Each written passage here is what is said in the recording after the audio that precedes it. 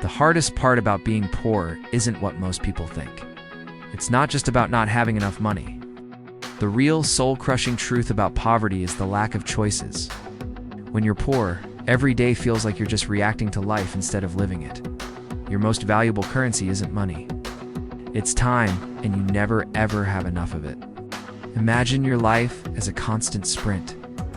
You're always rushing, from a job that barely pays the bills to another obligation you can't afford to miss. So there's no room to breathe, no time to plan for the future. You're always just one unexpected bill away from a full-blown panic, one small emergency from total disaster.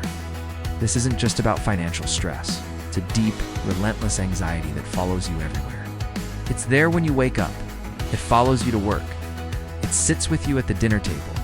And it's the last thing you think about before you fall into a restless sleep. It's a constant humming background noise to your entire existence.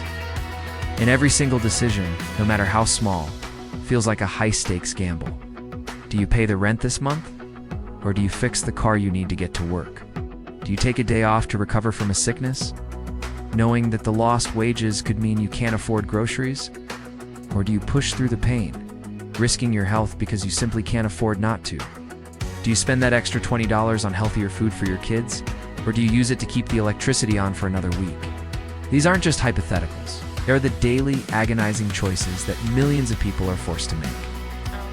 There's no room for error.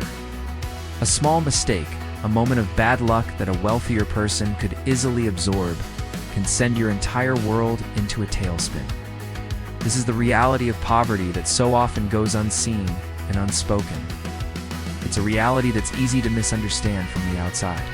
People might see the surface, the old car, the small apartment, the worn-out clothes, but they don't see the crushing weight of the decisions behind them. They don't see the constant mental calculations, the trade-offs, the sacrifices. Poverty isn't just about earning less. It's about having fewer options, fewer safety nets, and a much smaller margin for error. A single flat tire isn't an inconvenience. It's a potential catastrophe that can cost you your job. A child's sudden illness isn't just a worry. It's a financial crisis in the making. Now, let's be very clear about something. This is not a story about laziness. It's not about making bad choices or a lack of personal responsibility. The narrative that people are poor because they don't work hard enough is not just wrong, it's insulting. Many of the hardest working people you'll ever meet are struggling to make ends meet. They are working multiple jobs, long hours, and physically demanding shifts, yet they are still trapped. This is about a system that, in many ways, seems designed to keep people in their place. Think about it. The cost of being poor is ironically incredibly expensive. Overdraft fees, high-interest payday loans, late payment penalties, these are the hidden taxes on poverty. You need a loan, but your credit is bad because you've struggled. Do you only qualify for loans with predatory interest rates that dig you into a deeper hole? Can't afford to buy in bulk to save money, so you pay more per item for smaller quantities. You can't afford the deposit for a better apartment in a safer neighborhood, so you're stuck in a place with higher crime rates and worse schools, limiting your children's opportunities before they've even had a chance. It's a cycle, a trap. And breaking free isn't just a matter of pulling yourself up by your bootstraps, especially when you can't even afford the boots. When every ounce of your energy is spent just surviving today, how are you supposed to find the resources, the time, the money, the mental space to plan and build for tomorrow? How can you think about a 5-year plan when you're re-worried about how you're going to eat for the next 5 days? This exhaustion is more than just physical. It's mental. It's emotional. It's something called decision fatigue. When you're forced to make a constant stream of high-stress decisions with limited resources, your ability to make good long-term choices becomes severely impaired. It's not a character flaw. It's a cognitive reality.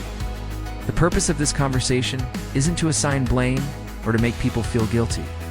It's to foster understanding. It's to shed light on a lived experience that is often invisible to those who have unwalked in these shoes. Because until we understand the true nature of the problem, we can't even begin to talk about real solutions. Escaping poverty isn't just hard. It often feels like the entire system is designed to make it nearly impossible. It's like trying to swim upstream against a powerful current with weights tied to your ankles. So, what can we do? First step is to change the conversation. We need to move beyond simplistic and harmful stereotypes and start talking about the systemic barriers that create and perpetuate poverty. We need to talk about things like living wages, affordable health care, access to quality education, and fair financial systems. We need to recognize that poverty is a complex social issue, not a personal failing. We need to listen to the voices and experiences of those who are living it every single day. Their stories are not just tales of hardship. They are testimonies of incredible resilience, strength, and ingenuity. People living in poverty are some of the most resourceful and creative problem solvers you will ever meet. It's because they have to be. They're experts in their own lives. By understanding the deep-rooted nature of these challenges, we can advocate for policies and support systems that don't just offer a temporary handout, but a genuine hand up. We can support organizations that are doing the groundwork, providing resources, and fighting for systemic change. And on a personal level, we can approach this issue with more empathy, more compassion, and a greater willingness to listen and learn. Because escaping poverty shouldn't be a lottery, shouldn't be an impossible dream, should be an achievable reality for anyone who is willing to work for it, supported by a society that believes in their potential.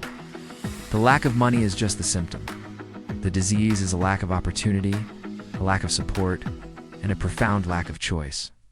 Let's start treating the disease, not just the symptoms. Thank you for watching. If this conversation resonated with you, please share it. Let's keep this important dialogue going.